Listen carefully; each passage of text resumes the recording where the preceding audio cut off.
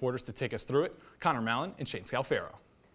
Grayson, this was the first true test for the Wellston Golden Rockets. They got in the kitchen, but they couldn't handle the heat. Yeah, and for Nelsonville York, they had a win streak and a TVC Ohio title run to keep alive as they move further along in the season.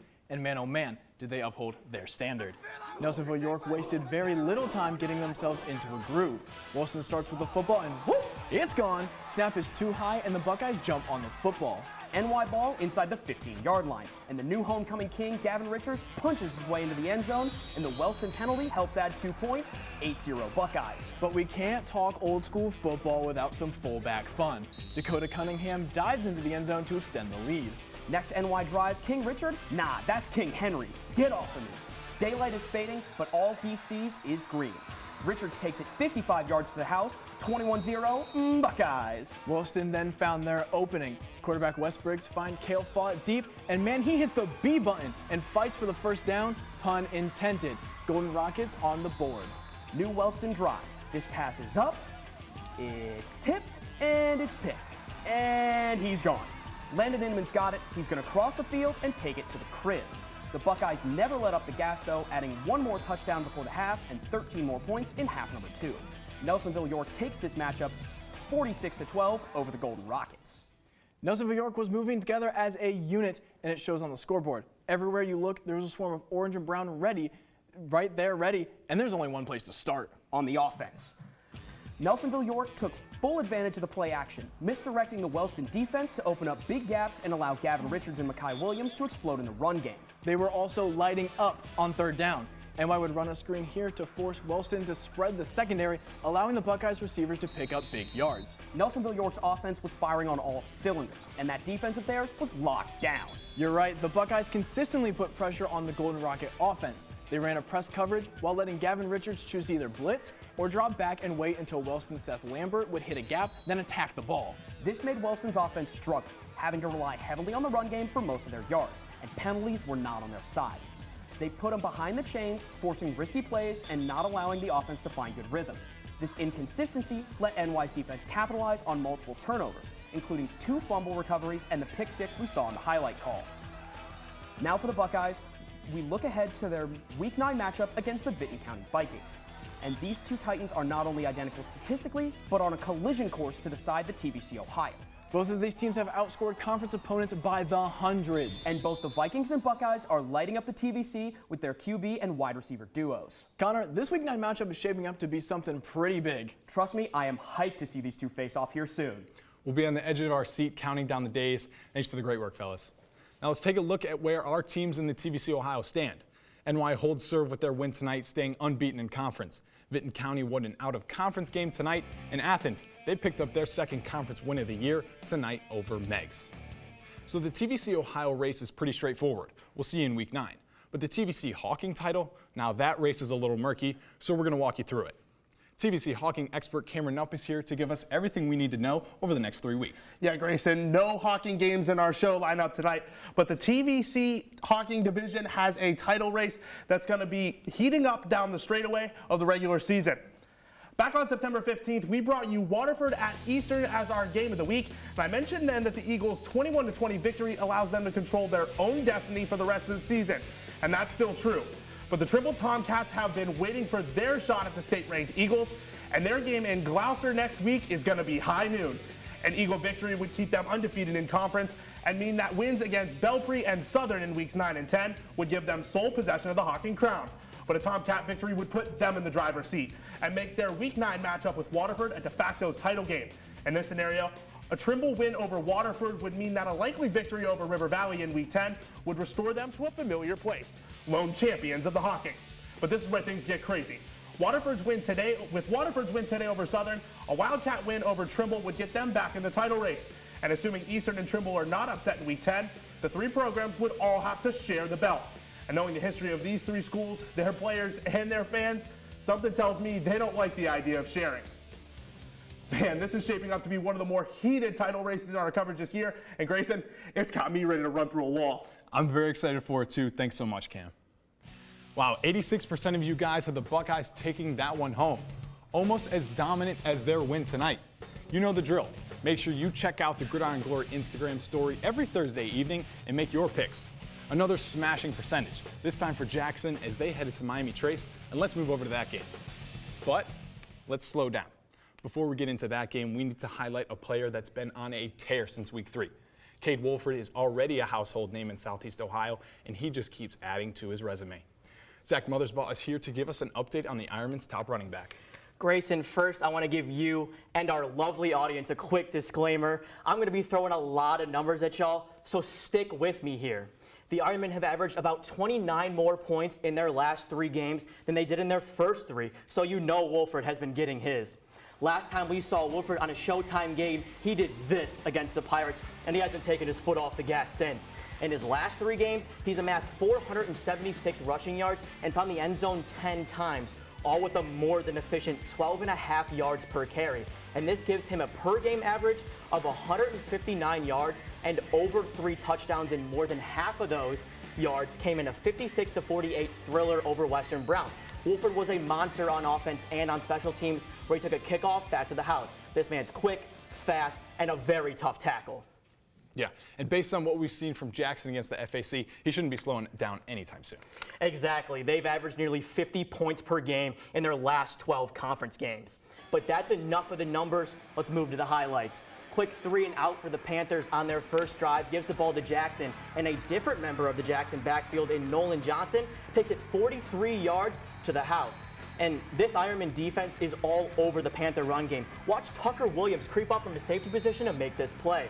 Next drive, Jackson would pay homage to the birthday boy Calvin Johnson with 2 spectacular catches. First, Simons fights back to the ball to set the Ironman up in good field position. Then, Cade Wolford caps the drive off by taking one off the shoulder pad of the DB to make the game 21-0. And I know what everyone was thinking watching Tucker Williams' tackle. Just throw it over his head. Well, here you go. A Panther trick play opened up Cody Gibbs for the score. Very next drive, Jackson found themselves back up on 1st and 25, but the previously spotlighted Wolford makes easy work of a few defenders before kicking on the afterburners to put the Ironmen back up 3 scores. Wolford punched a 4th one into the end zone just before half, and Jackson cruised the rest of the way to a 42-13 victory. Wow. Great game for the Ironmen to keep themselves atop the FAC standings with Hillsborough, but a very fortunate injury left the Panthers down one of their star players. Absolutely. I mean, Garrett Guest told me he had a low-grade MCL tear. He might be out a couple of weeks, but let's look at his impact. You'll see Tucker Williams circled here on your screen. Watch him commit to this run game and make an unbelievable tackle in the backfield, by the way. And now we're going to see him circled again. He tried to commit to that one run game again, but it's a trick play. It's going behind him, and it's going for a touchdown. Don't penny mind to his right foot there. That tackle stepped in bounds. And now we're going to keep moving on, and they think they can keep going deep, but they can't because Robinette just can't hook up with these new receivers that aren't Garrett Guest. And I don't want to let you know that Tucker Williams had a bad game, because he totally didn't. I mean, watch him here making tackle after tackle. Another one behind the line of scrimmage right here. This kid was all over the place today. So did that injury look like the difference in the game? I want to tell you it did, but I just couldn't tell you that. I mean, Wolford had 4 touchdowns in the first half, and Nolan Johnson had 2 long tutties, one from 43 and one from 51, and that's all just to tell you that Jackson had an unstoppable offense today. And next week, Jackson gets Hillsborough, only 2 undefeated teams in the conference, and next week, Trace has Chillicothe without Garrett Guest. Yeah, Jackson is hitting their stride right now. They're looking unbeatable, and when you can rely on a guy like Wolford to do so much, you're in good hands. Thanks for your great work, Zach. With a Jackson win, they of course stay atop the conference standings. Hillsborough gets their 2nd FAC win of the season. Special season unfolding over in Highland County. And then McLean takes down Chillicothe to pick up their first conference win. Don't forget to check out Pregame Huddle each Thursday. You can find those on Twitter and Facebook, but also follow the rest of our socials on Instagram and TikTok. You can watch episodes back at any time on the WOUB PBS YouTube channel. And then, as always, WOUB.org is where you can find all written content. Cameron helped me out last week with the digital rundown, but he has passed the ball back to me to take the reins and host the digital rundown tonight, as well as give you some standing updates. We start out at Philo. Electrics have great uniforms, by the way, but they wouldn't look great tonight. Here's Justin Munyon punching in a Sheridan score. Then Caden Sheridan airs this ball out, and Bryson Ruff says, "Give me that." Oh my, that's a Moss. Finally, let's check out Munyon again. He gets the screen and goes whoop over this defender. Generals take this one by a final score of 33-0. With that Sheridan win, they stay unbeaten overall this season.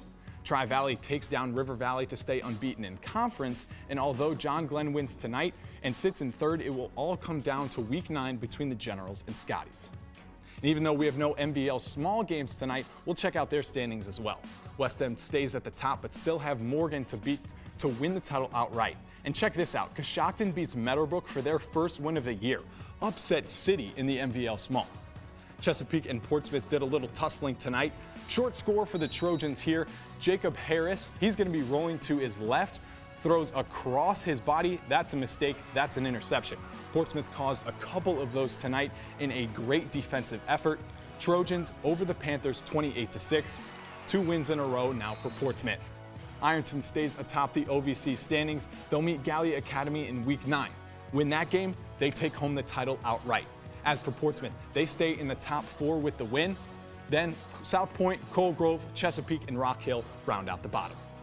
Jace Hurd worked up a sweat tonight for Waverly. He deserves a rest. Short score here early in the first half, and then on this next run, he's just gonna bulldoze over some wimpy Minford tackles, and oh yeah, he's gonna take it to the house too. The Tigers got it done through the air as well. Check out the toe tap in the back of the end zone. Waverly takes down Minford 33-7. Waverly with the home win, so they stay steady with just 1 conference loss to Portsmouth West. Meanwhile, P West takes home a win tonight, so they stay at the top. Wheelersburg and Oak Hill was canceled because of lack of players this evening. The Bergen Portsmouth West face off in Week 10. Finally, Westfall traveled to Zane Trace. Pioneers have been scorching since starting 0-2. Riley Hartsaw here with a touchdown run, and you can't talk Zane Trace without talking Blake Phillips. Here's a 13-yard run from him. That man is a dog. And then check out Aiden Dunn laying the hammer. Pioneers stay hot with a 42-14 win. We might see them next week, by the way. Here's the MSL standings. BloomCarroll is undefeated in conference after they cruised through their first 3 MSL Buckeye matchups. But tonight, the task wouldn't be as easy. They hit the road to play undefeated Logan Elm. Maria Manessi is here in studio to take us through it. Grayson, it doesn't get much better than this. It's that time of year where conference games are becoming more and more important. For both Logan Elm and BloomCarroll, tonight was their biggest challenge facing the MSL Buckeye so far this season. It all starts with the play callers. Prior to this matchup, Bulldogs QB Ethan Thanavong had completed 52 passes for 914 yards and 11 TDs. On the other side, Braves QB Aaron Walters had 83 completions for 1,269 passing yards. He also tallied 15 TDs. Now to both teams getting ready to battle it out on the gridiron. The Bulldogs offense getting hot quick and taking risks. They go for it on 4th and 7, and Ethan Thanavong finds Michael Stevens in the end zone for 6. Bulldogs take an early lead 7-0. The defense capitalizes with a quick 3-and-out, limiting the Braves offense. Later, a big penalty from the Braves allowed the Bulldogs to get the ball back at the 10-yard line. Armitrout answers to extend the Bulldogs lead 14-0 in the first quarter. Aaron Walters connects with Carson Summers, and the Braves continue to look for some light on offense. But the Bulldogs defense says not so fast. Walters tries to find an open man, but Park Trucks comes in with a huge sack to make it 3rd and 27 for the Braves. On the next play, Walters is looking for options down the field and takes a shot, but the pass is intercepted. Carter Cornelius is there for the Bulldog takeaway and has a big return for them. The Bulldogs went on to score 3 more times and proved to be too much for the Braves as they take this MSL battle 35-6 and now improve to 6-1. Both Braves quarterback Aaron Walters and running back Landon Thompson have been a problem for opponents as of late, but it looks like the Bulldogs were ready for that challenge tonight. Yeah, Grayson, to be honest, it really wasn't a challenge for them. I mean, you see Parks Truax right here sacking Aaron Walters. He continues to step up for the Bulldogs. Big-time stops were a theme for them en route to holding the Braves to just 6 points. The Braves also had crucial penalties that the Bulldogs were then able to capitalize on. Yeah, you said the Braves were sloppy and struggled with discipline. How did the Bulldogs take advantage of their mistakes? The BloomCarroll front line locked Walters into the pocket, forcing him to make gutsy throws to get him out of an uncomfortable spot he had really yet to see this season. BloomCarroll had 2 crucial takeaways.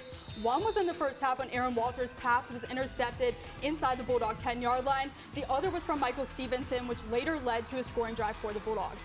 On the offensive side, BloomCarroll has been putting up 35 points in the last 5 weeks. Tell me what's working so well. Well, it's simple. After the Week 1 loss, the Bulldogs, all they needed to do was find their groove on offense, and they've been able to do just that. They've utilized players like Dylan Armitra, who had 3 TDs tonight and broke his own single-game rushing record with over 250 rushing yards. I know I sound like a broken record, Grayson, but these Bulldogs know how to get the job done no matter what it takes. Yeah, BloomCarroll dominates this evening. That defense is deadly, and with Dandenong playing well, the sky's the limit. Thanks so much, Maria. Bloom may have gotten the win, but they stay second in the MSL standings. Hamilton Township stayed unbeaten tonight with a win over Circleville. The Bulldogs will play the Rangers in Week 9.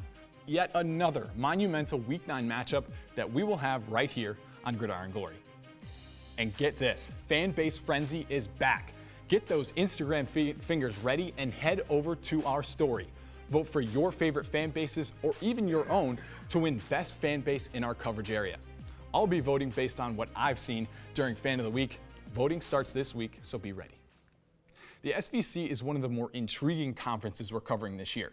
Paint Valley has looked like the most dominant team so far, but Unioto and Zane Trace both pose big threats.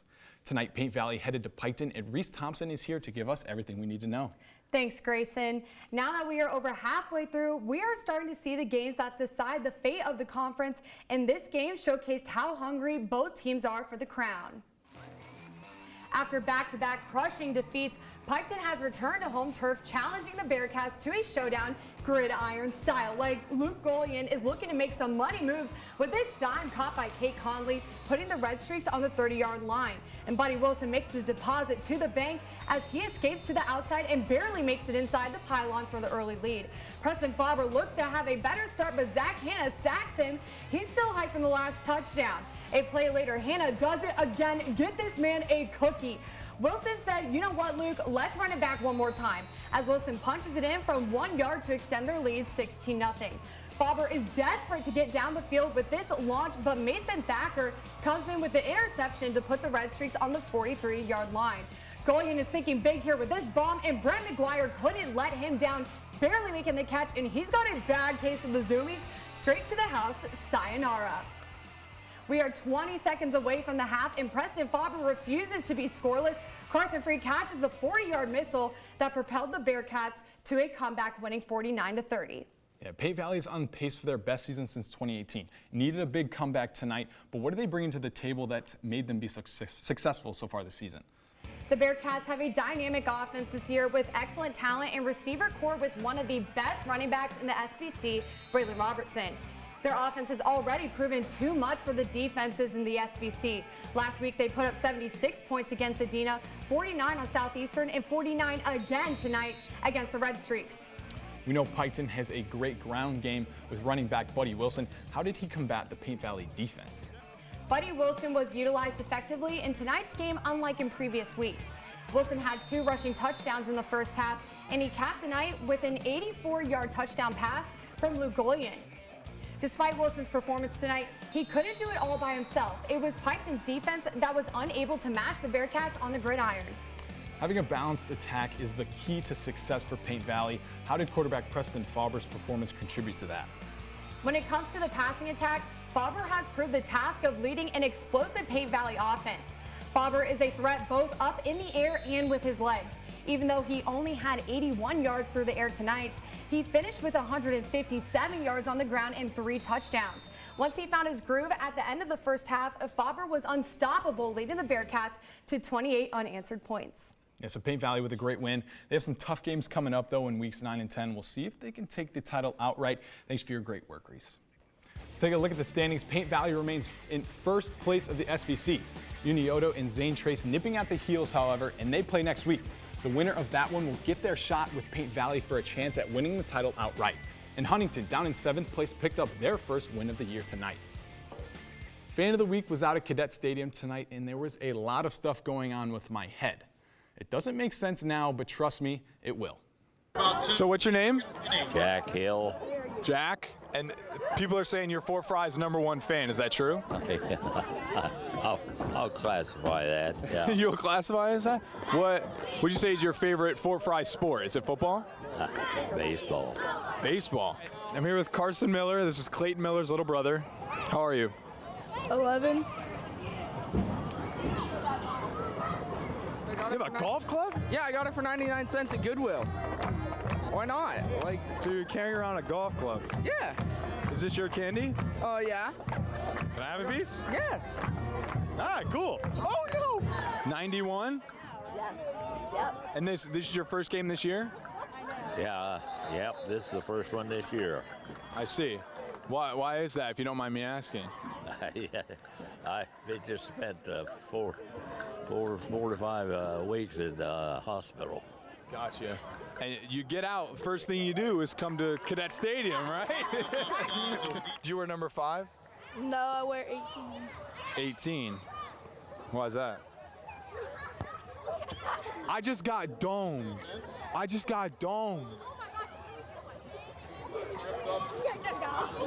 Dog, who threw that? It's like my tradition to wear something crazy to every game at Fort Frye that I go to. I dressed as Batman already.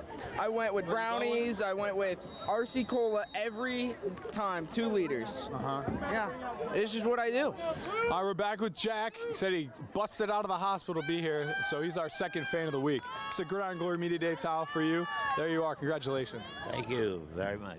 Go Cadets. And so here at church, Duns Cap, man, he let me wear it. Let me have some candy. He's got the trench coat in the golf club. Yeah, and the RC. And the RC. He said he wasn't anywhere close to Fort Frye's biggest fan, but you blew me. Been some more. No, but you blew me away, brother. So because of that, we give you Gridiron Glory Media Towel. You're Week 7 fan of the week. Nice. That's amazing. Thank you. Of course. Yeah. Of course. Now, had the dunce cap on, got hit in the head with a flying football. Tomorrow, I may need to head into concussion protocol. I'll be questionable for episode 8 on the depth chart. Point Pleasant dropped a heartbreaker to Warren last week. No rest for the weary, though, as they traveled to Fort Frye tonight as the Cadets were looking to take home the TSL title. TSL Titan Peyton Brooker is here to give us a breakdown. Grayson, these Titans were on full display on Beverly tonight. Both of the Point Pleasant and Fort Frye were looking to change last week's result into a positive as the season begins to wind down. Both Fort Frye and Point Pleasant were searching out of the starting gate, finding a way to break through each other's defenses, as it became apparent that they would be in a slugfest. They would each slowly inch their way towards the end zone, but in the end would have their drive stopped unsuccessfully. It wasn't until the Cadets found the holes in Point Pleasant's defense to get in the position in the score in the start of the second quarter. None other than Clayton Miller, the running back, would find the first touchdown of the game, running the Cadets up 6-0. Point Pleasant would try to find a break in this Cadets defense, but drive after drive, these two defenses would not let anything through. All hope now was to go through the air as Nate Bentz goes to find receiver, but is picked off by quarterback Sebastian Huck to end the drive once again. Cadets found this momentum as needed to get their offense alive. After another 3 and out by Point Pleasant, Sebastian Huck would go to his arm now, go for the screen pass to freshman Grady Hess as he would find room to run, making it all the way to the goal line for the 46-yard pass. All was left was for Sebastian Huck to sneak it in for a touchdown to go up 13-0. From a twist out of nowhere, Point Pleasant were able to get this game tied up in the third quarter and in the end make a complete turnaround to help the defense upset win in Beverly tonight, 20-13. Wow, Peyton, Fort Frye falls short tonight. What exactly happened that led to this outcome? Well, Grayson, the Point Pleasant came alive in the second half, and we're going to break it down. Point Pleasant were able to correct mistakes on both sides of the ball and were able to take advantage. Key touchdowns from Trenton Johnson and 2 from quarterback/running back Nate Bentz helped out in the scoring. The Cadets' trouble after their last touchdown as drives and interception late in the third quarter really killed their chances as Fort Frye couldn't catch back. Head coach David Darth made this team clear that it wouldn't stay down in this comeback win. Now for Fort Frye, they were on top of the ranks in Region 23 coming into tonight, but a loss could change that order a bit. The Cadets going into this game were third in the rankings in Region 23, just under Garaway and Western Jefferson. Even though the end result came as a loss for Fort Frye, unofficially according to Joe Itel, the Cadets would remain in that position going into the next week, nearby opponent Caldwell. Yeah, and finally, what does this loss mean for the TSL title for these two teams? Well, Grayson, tonight's result has shaken the TSL title significantly. If you're a Cadet fan, breathe. because Fort Frye has already clinched a share of the TSL title despite tonight's loss. For Point Pleasant, they still need a win against Marietta if they want a share of the TSL title. But here's where things get freaky. Marietta needs to record consecutive wins against Point Pleasant and Warren during the last 2 weeks of the season if they want to clinch a share of the title. But if Marietta beats Point Pleasant and loses to Warren in Week 10, Fort Frye will win the TSL title outright.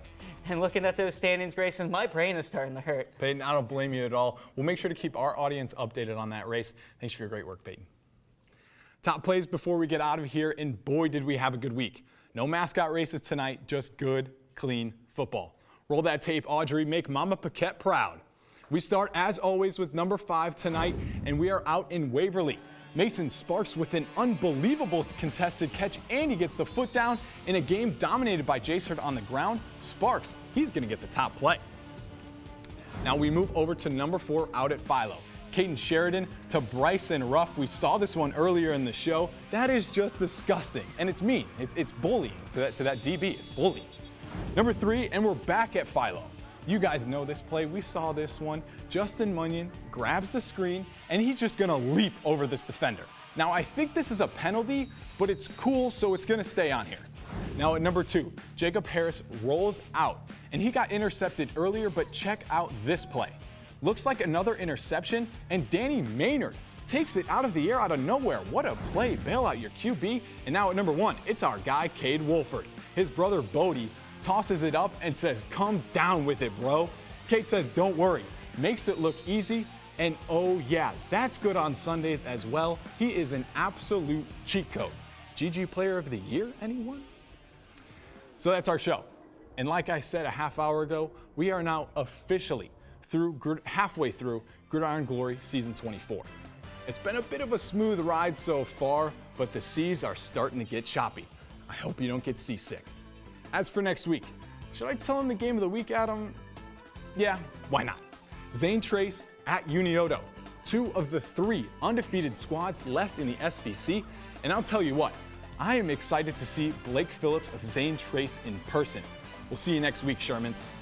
Make sure to check out Pregame Huddle on Thursdays and Fridays on Twitter and Facebook, as well as all other social content that'll come out throughout the weekend. We'll see all of you guys next week. Same time, same place.